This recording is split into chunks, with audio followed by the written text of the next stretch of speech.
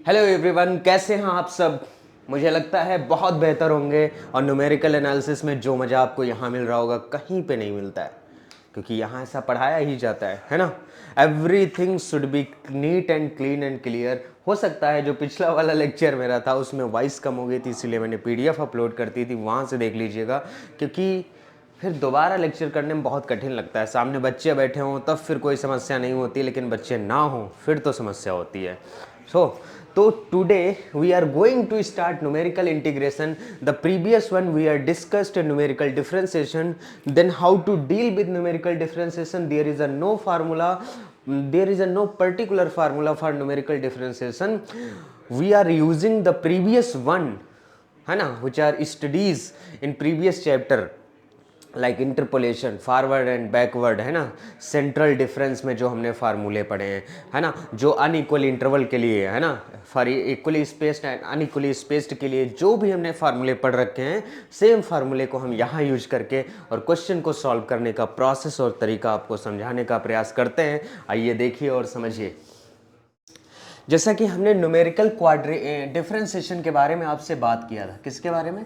Numerical differentiation के बारे में। समझिएगा, चीज़ें बहुत बेहतर हैं, है ना। न्यूमेरिकल डिफरेंशिएशन के बारे में हमने आपसे बात किया था। न्यूमेरिकल डिफरेंशिएशन,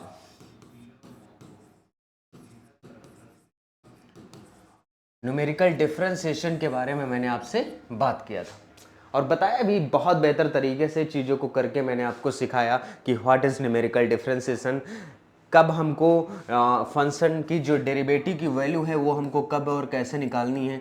जब डेरिवेटिव की वैल्यू हमको बिगिनिंग में दी जाती है ना, स्टार्टिंग और बिगिनिंग में, तो उस केस के लिए हम न्यूटन का फॉरवर्ड फार्मूला यूज करते हैं। जब एंड में दी जाती है हमको डेरिवेटिव की वैल्यू कि नीचे से लास्ट पॉइंट से हमको डेरिवेटिव की वैल्यू निकालनी है, तो न्यूटन के बैकवर्ड डिफरेंस का यूज करते हैं। जब मिडल में कोई वैल्यू दी जाती है हमको, तो इसके लिए हम सेंट्रल डिफरेंस फार्मूले जो पढ़ रखे हैं, स्टर्लिंग फार्मूला हो गया, गॉस फार्मूला हो गया, बेसल फार्मूला हो गया, हम इनको यूज करते हैं और यूज करके न्यूमेरिकल डिफरेंशिएशन को बहुत आसानी तरीके से हम सॉल्व कर लेते हैं। Now we are goes to discuss numerical integration, that is a quadrature formula, है ना। लिखो यहाँ पे numerical integration, numerical integration. What is numerical integration? इसे हम क्वाड्रेचर बोलते हैं, है ना, क्वाड्रेचर। क्या कहेंगे इसके बारे में? जैसे मान लो कि कोई हमको ऐसे इंटीग्रेशन दिया जाए ए से लेके बी पे एफ एक्स और डी एक्स, ठीक इस तरीके से ये हमको इंटीग्रेशन दिया गया, ठीक। अब इस इंटीग्रेशन में जो फंक्शन है वो सिंगल वैल्यूड फंक्शन है ना, सिंगल वेरिएबल का है। मतलब कोई इंटीग्रेशन फंक्शन हो और वो हमारे पास सिंगल वेरिएबल हो, इसी प्रोसेस को हम क्वाड्रेचर बोलते हैं। The integration of a function single variable, integration of function, यहाँ पे लिख लो, integration of function single variable,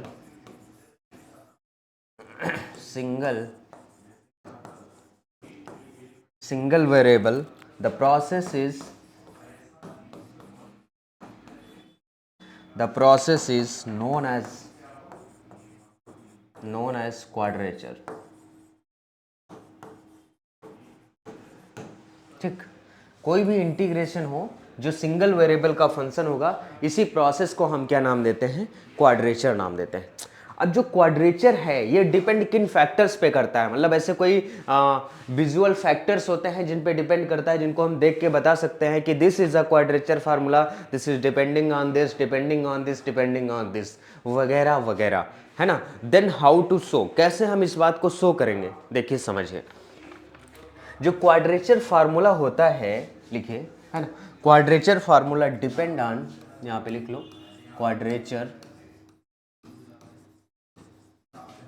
quadrature formula depend on, किन फैक्टर पे डिपेंड करता है? जो साइज होता है इंटरवल का उन पे डिपेंड करता है, रेंज क्या होती है इंटीग्रेशन की उस पे डिपेंड करता है, पॉलिनोमियल की डिग्री क्या है उस पे डिपेंड करता है, और ऐसा पॉइंट जिसके थ्रू ये पास होता है उस पे डिपेंड करता है। तो हम लिखेंगे साइज ऑफ इंटरवल, एक पॉइंट है हमारे पास साइज ऑफ इंटरवल, है ना, size of interval, range of integration, है ना। रेंज ऑफ इंटीग्रेशन कैसे करता है अभी जब फार्मूला सिखाएंगे तो बताएंगे। Range of integration, degree of polynomial, degree of polynomial, है ना, degree of polynomial, point through which it pass, है ना, पॉइंट थ्रू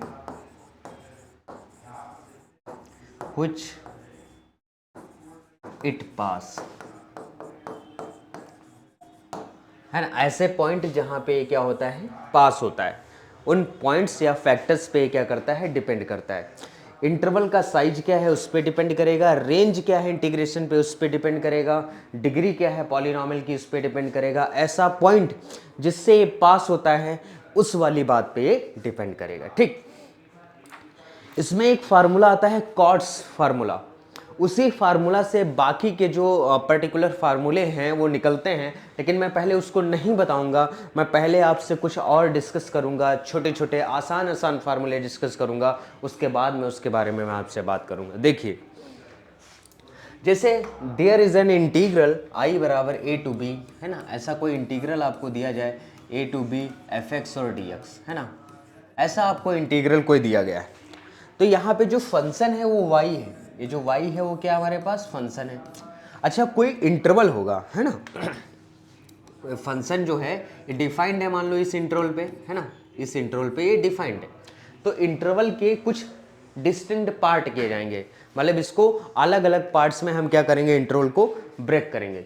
मान लो कि इस इंटरवल को मैंने ब्रेक किया, सबसे पहले ए को हमने ले लिया एक्स नॉट, कामा ए के बाद वाला जो टर्म आया उसको मैंने लिया एक्स नॉट में एच ऐड कर दिया, उसके बाद जो टर्म आया एक्स नॉट में 2h ऐड कर दिया, उसके बाद जो टर्म आया एक्स नॉट में 3h ऐड कर दिया, है ना, उसके बाद जो टर्म आया एक्स नॉट में 3h ऐड, ऐसे हम ऐड करते चले जाएंगे और लास्ट में एक्स नॉट में n-1 h ऐड करेंगे, है ना। तो ये वाला जो पॉइंट हमारे पास होगा n-1h, है ना, ये हमारे पास इतने जो पार्ट हमने किए, और लास्ट में जो है एक्स नॉट में NH ऐड करेंगे, क्या ऐड करेंगे हम NH ऐड करेंगे, क्या ऐड करेंगे NH।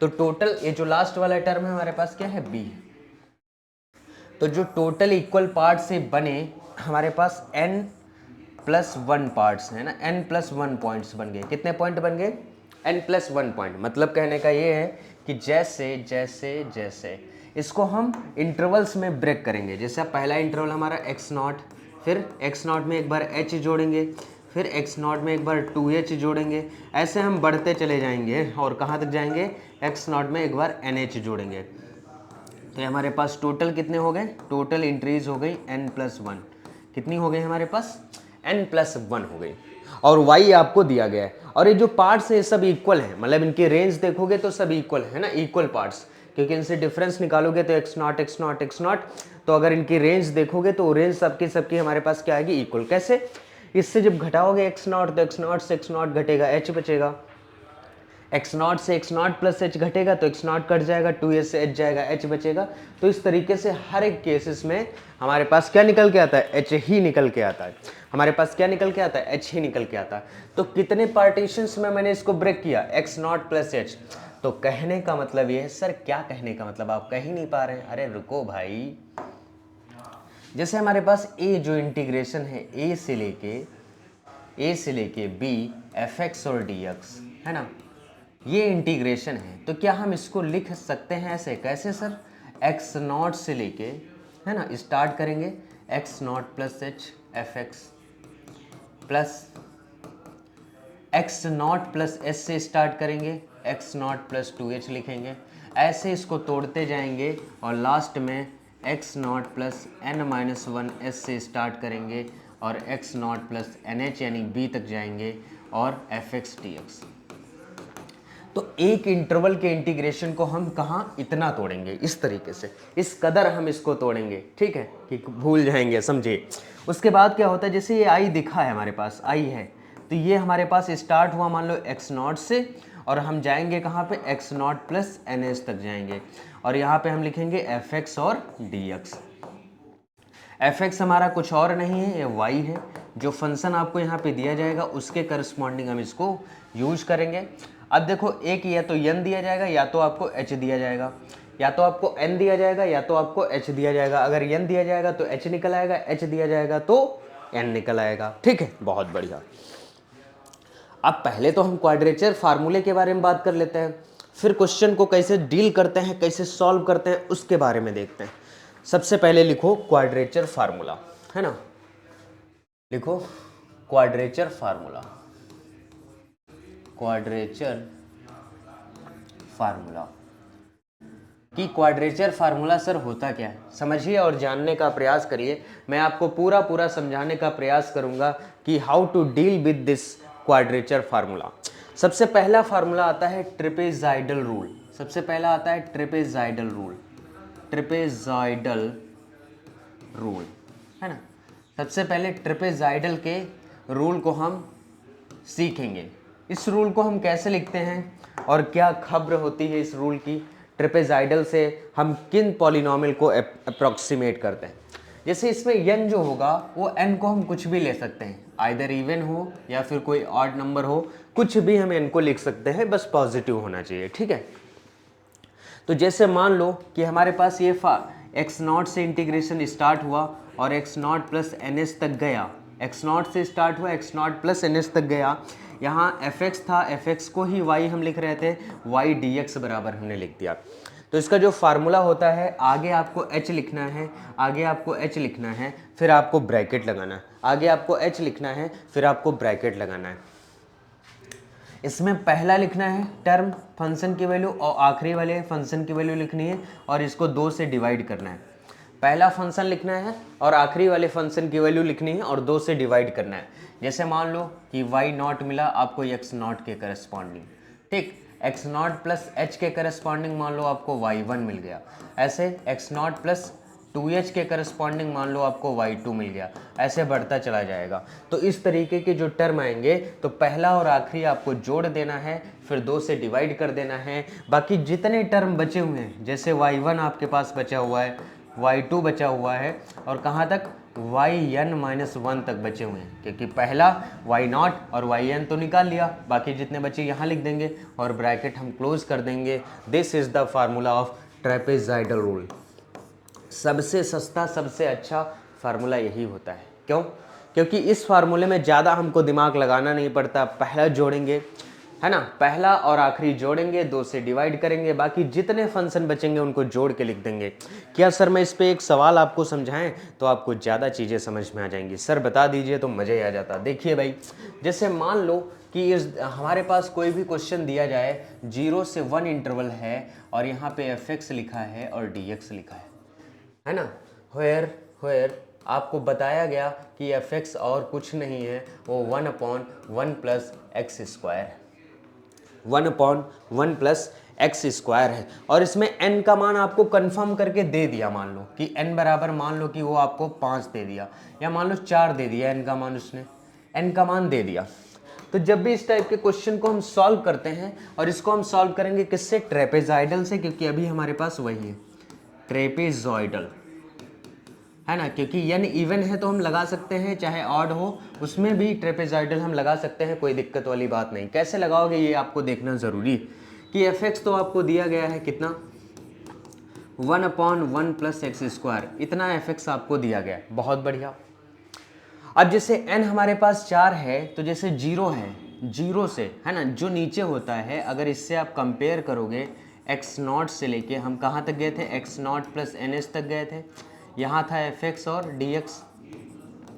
इससे जब इसको कंपेयर करोगे 0 से 1 fx और dx को कंपेयर करोगे तो x0 हमारा 0 आएगा, x0 प्लस nh हमारा 1 आएगा। कहने का मतलब x0 तो हमारा 0 हो गया एंड x0 प्लस nh बराबर हमारे पास 1 हो गया। तो x0 का मान 0 रख दिया, n का मान हमारे पास 4 है, तो h का मान क्या यहाँ से नहीं निकल आएगा, तो h का मान हमारे पास 1/4 आ गया। अगर मान लो हमारे पास h का मान 4 दिया जाता तो n का मान हम निकाल सकते थे इसी वाले प्रोसेस से। बहुत बढ़िया।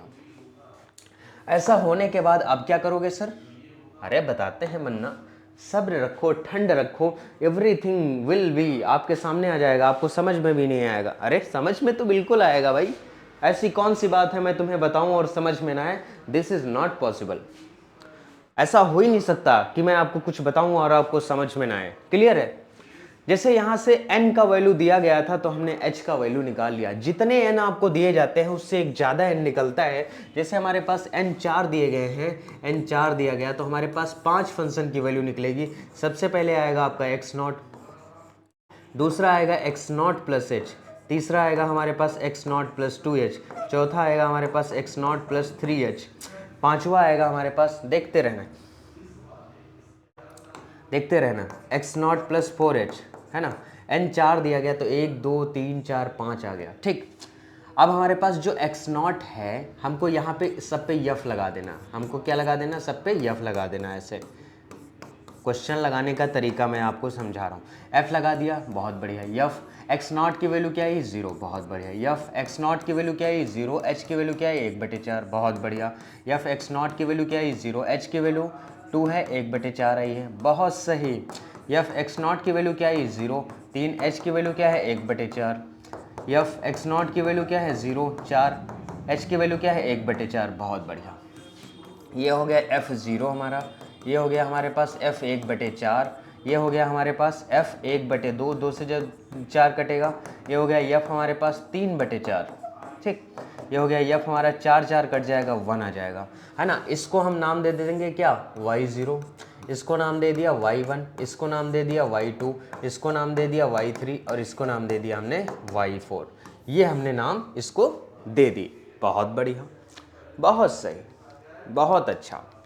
एवरीथिंग विल बी विजिबल, ठीक है। जब इस तरीके से आपको वैल्यूज मिल जाएं, अब यहाँ पे f0 का मान जो फंक्शन आपको दिया गया है यानी 1/1 प्लस एक्स स्क्वायर, उसमें x की जगह जैसे आप 0 रखोगे 1 प्लस 0 का स्क्वायर, यह आ जाएगा 1।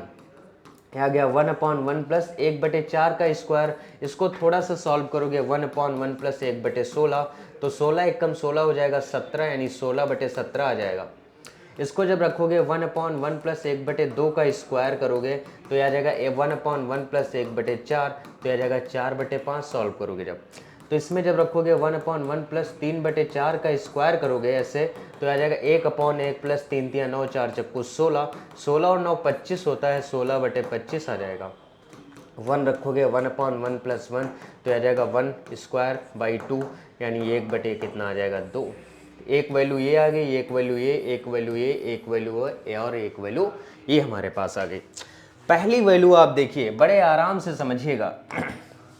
पहली वैल्यू, लास्ट की वैल्यू हम एक में जोड़ेंगे, 2 से भाग करेंगे और बीच की सभी वैल्यू को अलग से जोड़ देंगे, आपकी कहानी खत्म हो जाएगी। इतनी ही कहानी है, इतनी ही जवानी नहीं, गलत बात मुंह से नहीं निकलनी चाहिए। बहुत बढ़िया। अब देखो, बाई ट्रेपेजाइडल रूल हम क्या कहेंगे? बाई ट्रेपेजाइडल रूल, है ना। ट्रेपेजाइडल रूल से हम कहने वाले क्या हैं बच्चा? ट्रेपेजाइडल रूल से हम ये कहने वाले, हम बस ये करवा रहे हैं ताकि आपको मजा आ जाए थोड़ा सा कि हाँ ऐसे करना है। फिर आगे की चीजें कैसे करेंगे वो भी बात हम आपको बड़ी आसानी तरीके से बता देंगे। ट्रेपेजाइडल रूल से हमने कहा क्या? हमने कहा था कि जब भी हम ट्रेपेजाइडल रूल लगाएंगे तो जो भी हमको इंटीग्रेशन दिया जाएगा, इंटीग्रेशन हमें ये दिया गया, वो माय गॉड क्या इंटीग्रेशन था। बाहर हम क्या लिखेंगे? कुछ भी तो नहीं लिखेंगे, नहीं भाई लिखेंगे ट्रेपेजाइडल रूल, मुझे भूला नहीं है, याद है अभी भी वो ट्रेपेजाइडल रूल होता क्या है। देखिए और समझिए, ट्रेपेजाइडल रूल होता है, h बाहर लिखते हैं, ट्रेपेजाइडल रूल में हम h को बाहर लिखते हैं। ट्रेपेजाइडल रूल के लिए हम h बाहर लिखते हैं, ब्रैकेट के अंदर पहला जोड़ते हैं और आखिरी वाला जोड़ते हैं। क्या आपके क्वेश्चन में आखिरी वाला y4 है? यस सर, y4 ही है, तो हम y4 को जोड़ेंगे, 2 से भाग करेंगे। बाकी जो बचे हुए हैं, y1 बचा हुआ, y2 बचा हुआ और y3 बचा हुआ, इनको एक पास में जोड़ लेंगे, फिर सॉल्व कर देंगे। यहाँ से स्टार्ट होता है आपका कैलकुलेटर का काम। h का मान निकल के आया है 1/4, क्योंकि n हमको दिया था। y0 का मान आपके पास है, देखिए पीछे, y0 का मान है आपके पास 1 और आखिरी वाला मान है 1/2। 1 प्लस 1/2, इसको हम 2 से करेंगे भाग, प्लस पहला y1 y2 y3 की जब हम बात करेंगे 16/17, 4/5, 16/25, 16/17, 4/5, 16/25, है ना। कैलकुलेटर से इसे हम सॉल्व कर लेंगे और आपका आंसर आ जाएगा। जो भी आंसर निकलेगा वही आपकी कहानी को लिखेगा। किसके? नंबर्स की। 5 + 2 = 7, कहानी खत्म, पैसा हजम। समझ आ रहा है कि नहीं? ये हो गया हमारे पास ट्रेपेजाइडल रूल। इसी क्वेश्चन को हम सिम्पसन 1/3 से कर सकते हैं, इसी क्वेश्चन को हम सिम्पसन 3/8 रूल से कर सकते हैं, है ना। लेकिन मैटर्स, इसको हम सिम्पसन 3/8 से नहीं कर सकते। इसलिए नहीं कर सकते क्योंकि n जो है वो 4 है। सिम्पसन 3/8 में n की जो वैल्यू लेता है वो 3 का मल्टीपल्स लेता है, इसलिए हम नहीं कर सकते। चीज़ों को समझने का प्रयास करिए और जानने का प्रयास करिए, तभी तो कहानी बन पाती है, अदरवाइज कहानी नहीं बनेगी। देखिए और मैं आपको समझाता हूँ और अच्छी तरीके से समझिए। हमारे पास एक दूसरा रूल आया है, सिम्पसन 1/3 रूल। इसको हम ऐसे लिखेंगे, सिम्पसन 1/3 रूल। इस रूल को हम कैसे लिखते हैं? इसमें एक खास बात होती है, जो n की वैल्यू है वो इवन होनी चाहिए। मतलब n आपका 2 हो, 4 हो, 6 हो, 8 हो, 10 हो, इस तरीके का होना चाहिए। n को हम 5 इसमें कंसीडर ही नहीं कर सकते। n को 5 हम इसमें कंसीडर ही नहीं कर सकते। n की वैल्यू क्या होनी चाहिए? इवन होनी चाहिए। कैसे फार्मूले लिखते हैं? x0 से स्टार्ट करते हैं और x0 + ns तक चलते हैं। और यहाँ पे क्या लिखते हैं? y(f(x) लिखते हैं। यहाँ पे हम क्या लिखते हैं? y(f(x) लिखते हैं। उसके बाद जैसे 1/3 है तो h/3 लिखेंगे। 1/3 है तो हम क्या लिखेंगे? h/3 लिखेंगे और ब्रैकेट लगाएंगे।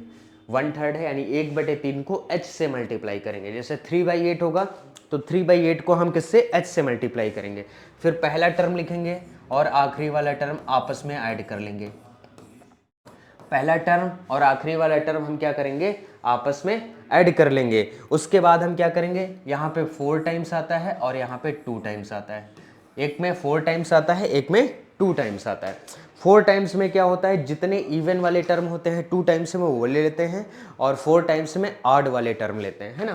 कहने का मतलब ये है कि यहाँ पे आता है 4 टाइम्स ऑड वाले टर्म और 2 टाइम्स इवन वाले टर्म। सर समझ नहीं पाए आपने कर क्या दिया? सर समझ नहीं पाए आपने कर क्या दिया? इसको लिखने का तरीका ऐसा होता है, याद हम लोग इसको ऐसे किए थे कि h/3 है फर्स्ट टर्म प्लस का last term plus 4 times odd वाले, 2 टाइम्स इवन वाले, ऐसे याद किए थे। सर मतलब क्या हुआ? मतलब ये हुआ कि जैसे y0 से चलेंगे हम, y1 ऐसे नहीं लिखते, y0, y1, y2, y3, ऐसे हम चलेंगे कहाँ तक? yn तक। अब देखो इसका पहला और लास्ट ऐड करेंगे प्लस 4 टाइम्स ऑड वाले यानी y1, y3 ऑड वाले, सब स्क्रिप्ट ऑड हो, y5 plus dot dot dot plus 2 times even वाले, कहाँ तक जाएंगे? n-1 तक ही जाएंगे। इवन में क्या आएगा?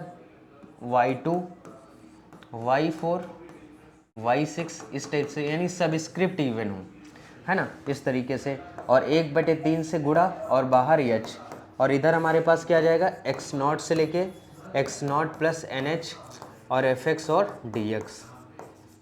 This is a Simpson 1/3 rule.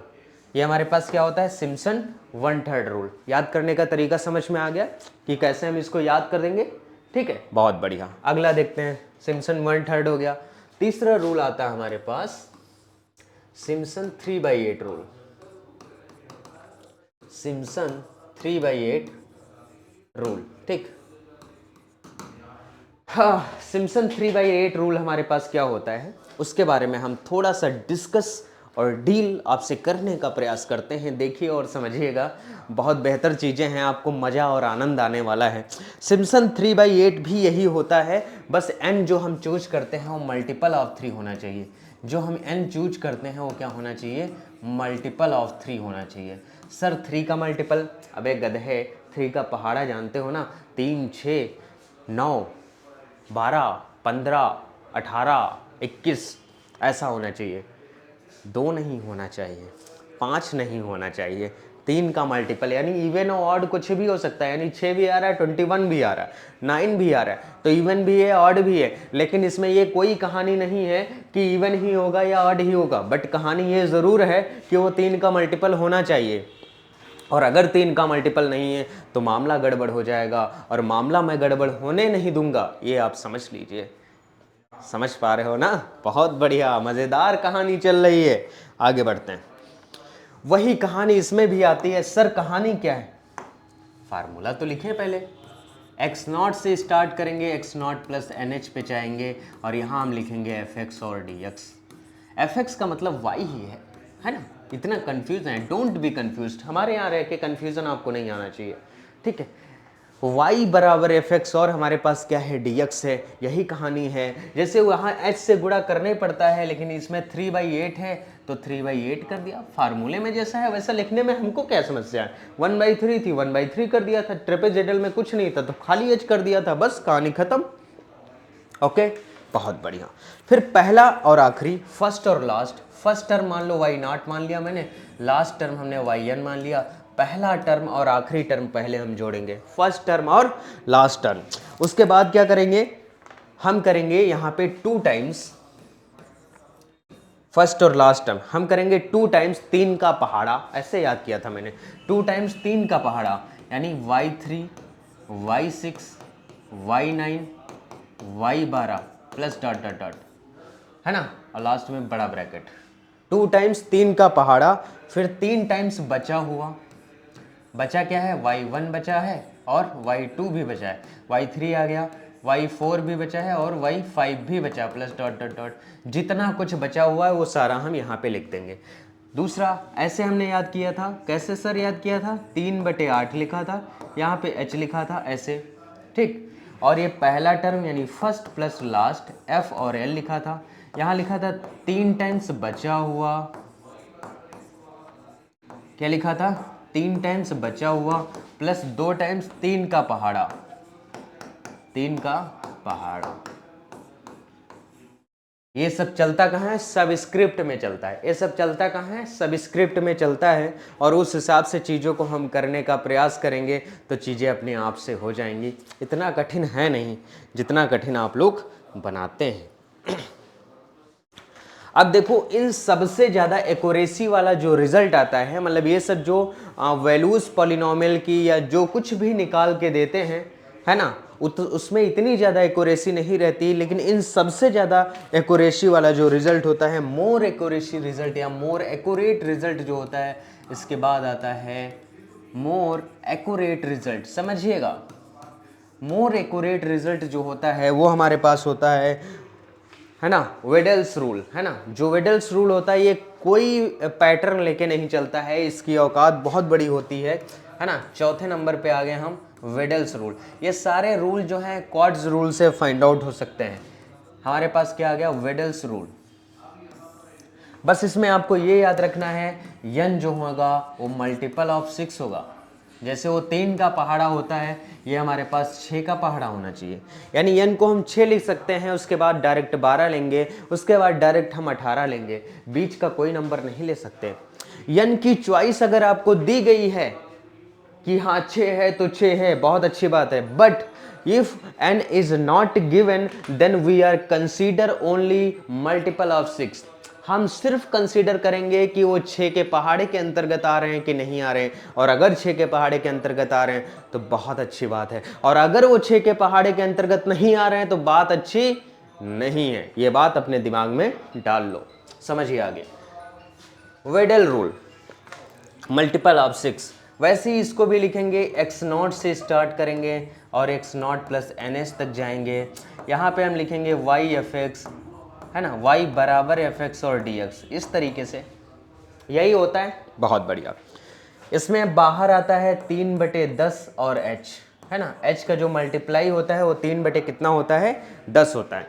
फिर हमारे पास आता है y नॉट प्लस का 5y1 प्लस का y2 प्लस का 6y3 प्लस का y4 प्लस का y4, है ना, प्लस का 5y5 प्लस का 2y6 प्लस का 5y7 plus dot dot dot. इसमें पैटर्न समझ ही नहीं आता है क्या, है ना। देखो 1 के साथ और फिर हमारे पास 5 के साथ, 1 के साथ 5 है, 5 के साथ 5 है, फिर 7 के साथ 5 आ गया। यहाँ देखो 3 के साथ 6 है, और 6 के साथ 2 है। मतलब इसका कोई खास पैटर्न नहीं है, आपको इसको ऐसे ही याद करना है। ऐसे वह 1 5 1 151 6 1 5 615 2 5 25, इस तरीके से 151 215 25, 151 200 615 25 का मतलब क्या हो गया, जैसे आप लिखोगे 151 151 यानी क्या y1 5 y नहीं y0 5 y1 y2, फिर लिखोगे 615 6 y3 y4 5 y5 ऐसे है ना, फिर 25 लिखोगे 2y6 5y7। इस तरीके से याद करने का तरीका है, हमने ऐसे ही इसको रटा था, तो इसीलिए थोड़ा सा आइडिया मैंने आपको दे दिया कि आप इसको कैसे रटेंगे। लेकिन थोड़ा ये मोर एक्यूरेट रिजल्ट है, रिजल्ट बहुत अच्छा है, मतलब एक्यूरेसी में लाजवाब रिजल्ट है, ऐसा आप समझ लीजिए। ठीक है, अब जैसे मैं यूज़ करता हूँ, एक क्वेश्चन लगाता हूँ और उस क्वेश्चन को कम से कम 2 फार्मूले से करके दिखाता हूँ ताकि आपको समझ में आए कि एक्चुअली में ये है क्या। देखिए एक क्वेश्चन है ना, ये क्वेश्चन आ रहा है आपके कंप्यूटर स्क्रीन पे। देखिए कि क्वेश्चन हमारे पास गिवन है 0 से लेके 2 की लिमिट है और x की पावर कितना है 1/3 और यहाँ पे dx दिया गया है।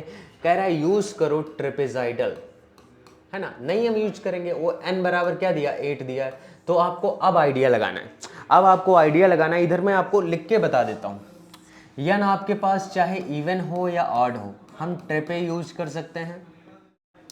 अगर n आपके पास हमारे पास इवन है तो इस केस में सिम्पसन 1/3 यूज कर सकते हैं।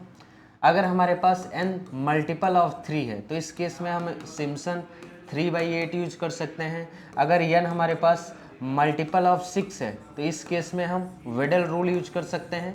ये हमारे पास यूजफुल रिजल्ट है। अभी 4 मैंने बताया, इन्हीं 4 के बारे में हम आपसे डिस्कस करते हैं। अब समझिए, जैसे n हमारे पास यहाँ इवन है, ट्रेपेजोइडल भी यूज कर सकते हैं, सिम्पसन 1/3 भी यूज कर सकते हैं।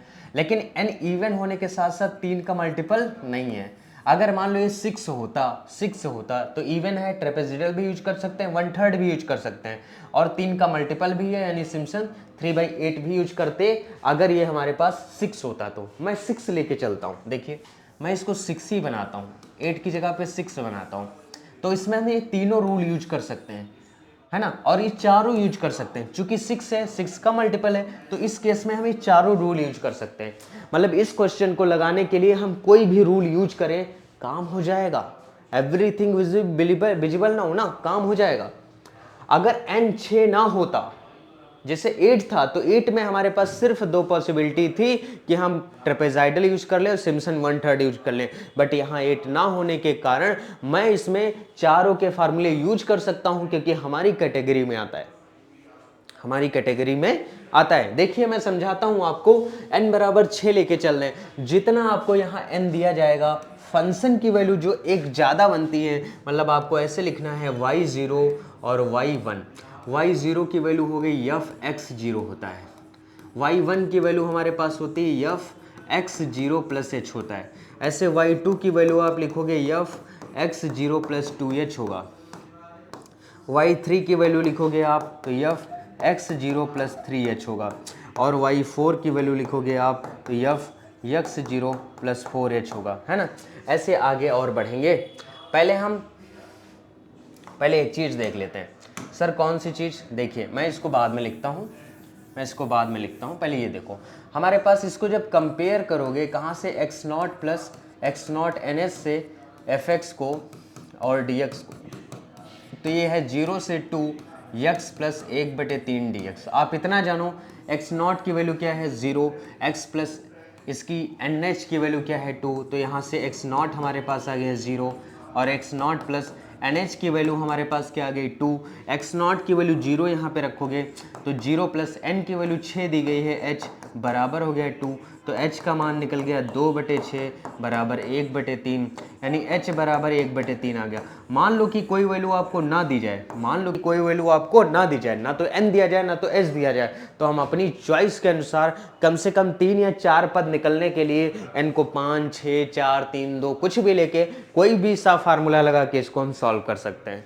Everything is clear now? बहुत बढ़िया।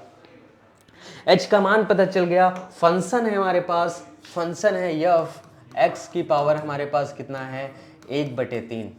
अब निकालो y0 की वैल्यू यानी f(x0), है ना। एक्स जीरो का वैल्यू आया है 0, जैसे इसमें 0 की पावर 1/3 करोगे आएगा 0। ऐसे y1 की वैल्यू यानी F x zero plus H की वैल्यू, एक्स जीरो का मान 1 है, एच का मान 1/3 आया है, यानी जब हम 1/3 की पावर 1/3 करेंगे तो हमारे पास आएगा यही 1/3 की पावर 1/3। इसके बाद हम जब y2 का मान निकालेंगे तो आएगा F x zero plus 2h। तो इस केस में यक्स जीरो और हमारे पास 2h है यानी 2/3 आएगा। कहने का मतलब 2/3 की पावर 1/3। ये हम फंक्शन में भी साथ में लिखते चले जा रहे हैं, जो कि ये है। हमें कितनी n 6 माना है तो 7 फंक्शनल वैल्यू निकल के आएंगी। अगर n को 6 माना है तो फंक्शनल वैल्यू जो निकल के आएंगी कम से कम वो 7 निकल के आएंगी। y2 हो गया। अब y3 की हम बात करते हैं, F x naught plus 3h। इस केस में जब हम लिखेंगे यफ एक्स नॉट का मान 0 और 3h का मान 1/3 तो यफ 1 हो जाएगा और 1 की पावर 1/3 मामला 1 आएगा। जब हम y4 की बात करेंगे तो F x naught plus 4h हो जाएगा। एक्स नॉट का मान 0 है, 4h का मान 1/3 है, तो यह आ जाएगा 4/3 की पावर 1/3। ये आप कैलकुलेटर से सॉल्व करके लिखोगे कि इसकी वैल्यू कितनी निकल रही है इसको, ठीक है। कितने हो गए, 1 2 3 4 5, ऐसे y5 और y6 निकालो। F x naught plus 5h यानी आएगा यफ 0 प्लस 5/3, यहाँ और कुछ नहीं, 5/3 की पावर 1/3 ही आएगा। इसको थोड़ा सा ऊपर मैंने बढ़ाया और ऊपर बढ़ाने के बाद हमको समझ आया कि एक वैल्यू और निकालनी है, यानी y6 और यफ यक्स 0 प्लस 6h और हमारे पास हो जाएगा यफ 0 प्लस 6/3। 3 से 6 को भाग करेंगे यानी 2, यह आ जाएगा यफ 2। f2 की वैल्यू निकालेंगे 2 की पावर 1/3, है ना। टोटल वैल्यू कितनी हो गई, 1 2 3 4 5 6 7।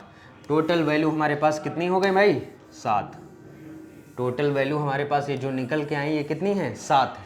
7 ही चाहिए था, 7 ही चाहिए था। अब क्या करना है, ट्रेपेजाइडल का फार्मूला लगाना। जैसे 7 वैल्यू हो गई, n बराबर आपने क्या लिया, 6 लिया है। n बराबर क्या लिया, 6 लिया। तो जब ट्रेपेजाइडल लगाओगे, मैं आपको बता दे रहा हूँ, ट्रेपेजाइडल रूल लगाओगे तो इस केस में क्या आएगा, n h होता है, h का मान 1/3 है। ट्रेपेजाइडल, अरे भाई ट्रेपेजॉइडल ऐसे, ओके। इसमें लगाओगे 0 से था 1, क्या था कुछ कहानी कहो, 0 से 2 था भाई, 0 से 2, 0 से 2 था। यहाँ fx और dx था बराबर, यहाँ h आएगा, है ना। फर्स्ट टर्म आएगा प्लस का लास्ट टर्म प्लस का बचा हुआ, ये होता है फार्मूला। h का मान 1/3 आया है, पहला टर्म y0 है, आखिरी वाला टर्म y6 है। आखिरी वाला टर्म क्या है हमारे पास, y6, बचा हुआ कितना है, y1 से लेके y5 तक, y1 y2 y3 y4 और y5।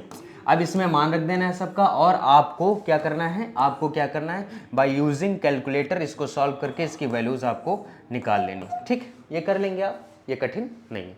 ट्रेपेजाइडल हो गया, ठीक। ट्रेपेजाइडल के बाद जब सिम्पसन 1/3 लगाएंगे आप, सिम्पसन 1/3 रूल, तो इस रूल में क्या होता है, आपको लिखना है ये फंक्शन जो आपको दिया गया है 0 से 2 x की पावर 1/3 dx। इधर हमारे पास 1/3 आएगा और h आएगा। फिर आपको करना क्या है, हाँ इधर देख लो, इधर फर्स्ट और लास्ट डिवाइड बाई 2 भी होता है, डिवाइड बाई 2 भी होता है ना। इससे इधर हमारे पास क्या आएगा, जब हम बात कर रहे होंगे किसकी, जब हम बात कर रहे होंगे सिम्पसन 1/3 की, ठीक। तो ये हमारे पास आता है पहला टर्म यानी फर्स्ट टर्म प्लस का लास्ट टर्म डिवाइड बाई क्या होता है हमारे पास, ऐसे first term plus last term plus का क्या आएगा हमारे पास, 4 टाइम्स ऑड वाले 2 टाइम्स इवन वाले, इस तरीके से आएगा, ठीक है। कहने का मतलब ये है कि जे 1/3 हो गया फर्स्ट टर्म क्या है y0, लास्ट टर्म क्या है y6, इसको छोड़ के प्लस का 4 टाइम्स। अब देखो y0 से लेके y6 के बीच में क्या आता है, y1 आता है, y2 आता है, y3 आता है, y4 आता है और y5 आता है, यही आता है। तो इसमें इवन वाले y2 y4 हैं, ऑड वाले y1 y3 और y5 हैं। तो ऑड वाले हमारे पास क्या हैं, y1 y3 और y5, प्लस 2 टाइम्स इवन वाले क्या हैं y2 प्लस का y4। अब इसमें सबकी वैल्यूज़ हम रखेंगे और सॉल्व करेंगे, यहाँ पे आंसर निकाल लेंगे। ये भी फार्मूला इस वाले क्वेश्चन के लिए बहुत बहुत यूज़फुल है। क्लियर है? बहुत बढ़िया। जैसे सिम्पसन 1/3 हो गया, इसी क्वेश्चन में आप सिम्पसन 3/8 रूल भी लगा सकते हैं। कैसे? देखिए, क्योंकि मल्टीपल ऑफ हमारे पास क्या है 3 है ना, तो जब मल्टीपल ऑफ 3 होता है तो इसमें हम सिम्पसन 3/8 रूल भी लगा सकते हैं। इसको लगाने के लिए करना क्या है, आपको सेम आपको क्वेश्चन लिखना है, आगे 3/8 और h लिखना है, ब्रैकेट में पहला टर्म लिखना है और लास्ट वाला टर्म लिखना है प्लस का, है ना। प्लस का आपको करना क्या है 3 टाइम्स यहाँ पे बचा हुआ होता है और प्लस का 2 टाइम्स यहाँ पे मल्टीपल ऑफ 3 होता है। मल्टीपल ऑफ 3 यानी 3 का पहाड़ा जो मैंने लिखा होगा। ठीक, कहने का मतलब ये हो जाएगा 3/8 h का जो भी मान है, पहला टर्म हमारे पास क्या है y0 है, आखिरी वाला टर्म क्या है y6 है, प्लस का 3 टाइम्स यहाँ पे 2 टाइम्स, जैसे हमारे पास टर्म क्या बचे y1 है इसके बीच में और y2 है, y3 है, y4 है और y5 है ना।